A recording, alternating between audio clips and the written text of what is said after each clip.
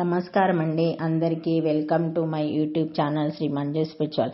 మనము లలిత సహస్రనామాలకు ఒక్కొక్క చొప్పున ప్రతిపదార్థాలు తెలుసుకుంటున్నాం కదా. శ్రీమాత్రే నమః. ఈరోజు 224 మహాసిద్ధి. గొప్పదైన అద్వితీయమైన సిద్ధి కలదు.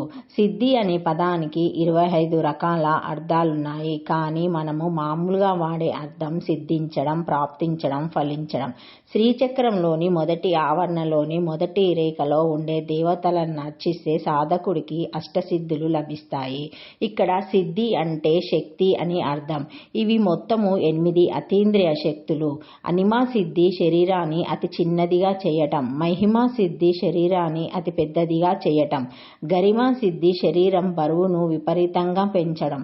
లఘుమా సిద్ధి శరీరాన్ని అతి తేలిగ్గా చేయటం. ప్రాప్తి సిద్ధి కావలసిన వస్తువులను పొందడం. ప్రకామ్య సిద్ధి ఆకాశ సంచార శక్తిని పొందడం. ఈశత్వ సిద్ధి సమస్తానికి ఆధిపత్యం పొందడం. వశిష్ఠవ సిద్ధి సమస్త భూతాలను లోబర్చుకోవడం.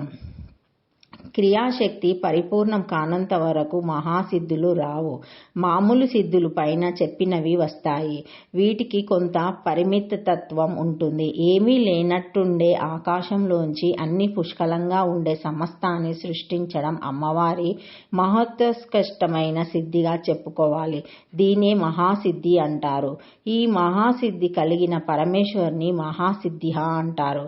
మనిషి ఎంత పెద్ద యంత్రాన్ని తయారు చేసినా తాను ఉన్నట్లు దానికి తెలియదు. కానీ పరమేశ్వరి సృష్టించిన మనిషికి తాను ఉన్నట్లు తనకు తెలుస్తుంది. ఇలాంటి విశిష్ట లక్షణం గల జీవుల్ని సృష్టించగలగడం కూడా మహాసిద్ధిగా చెప్పుకోవాలి. సిద్ధులు 2 రకాలు: కార్యసిద్ధులు, దైవసిద్ధులు.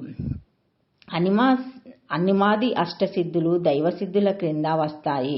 విద్యాసిద్ధి, ధనసిద్ధి, ధన్యసిద్ధి, ఔషధ సిద్ధి, రససిద్ధి మొదలైనవి కార్యసిద్ధుల క్రింద వస్తాయి.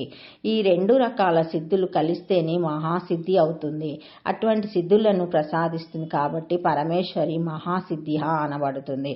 కుండలిని శక్తి ద్వారా సహస్ర పద్మానికి చేరుకునే యోగికి స్వాధిష్టాన చక్రానికి చేరుకోగానే కొన్ని సిద్ధులు సమకూరుతాయి. ఈ సిద్ధులతో సంతృప్తి చెందకుండా ముందుకు సాగాలి. హనుమంతుడు మైనాకుని యొక్క ఆతిథ్యాన్ని స్వీకరించకుండా ముందుకు సాగి సీతా దర్శనం పొంది మహాసిద్ధిని పొందిన చిరంజీవి. ఈశత్వ అష్టసిద్ధిదా లలిత త్రిశక్తి ఈశత్వం మొదలైన అష్టసిద్ధులను ఇచ్చినది అని అర్థం.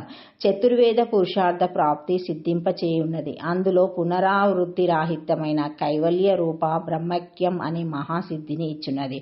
ఓం మహాసిద్ధ్యాయ నమః. చతురాక్షరి శ్రీమాత్రే నమః. Thank you for watching my video. Please like, share, comment, subscribe to my channel. మరిన్ని వీడియోస్తో మళ్ళీ కలుస్తానండి. Thank you.